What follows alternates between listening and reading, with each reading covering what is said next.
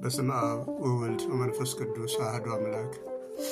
ውድ ልጃችን አብነት ያንተን ሕመም ለእኔ ያድርግልኝ። በእውነት ልቤ ተሰብሯል።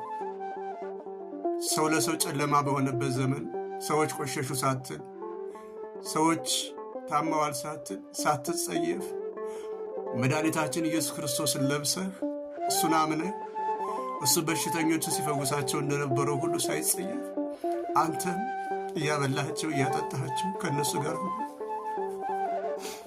መከራቸውን ስትጋራ በዓይኔ አይቼ ነበር። ከቀናት ወዲህ ግን ታመምክ ስትባል ልቤ ተሰበረ። መድኃኒቴ ኢየሱስ ክርስቶስን አምነዋለሁ። ነገ ተፈውሰ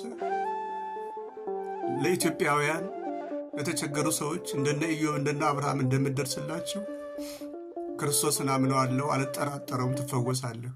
ሁላችሁም እግዚአብሔር ይማረህ እያላችሁ ጧትና ማታ እንድንጸልይለት በክርስቶስ ፍቅር እማጸናችኋለሁ። አብነት አርአያ ማለት ነው። ብዙ ጥሩ ጎኖችን አይተናል። እግዚአብሔር ፈጽሞ ይማረህ ልጅ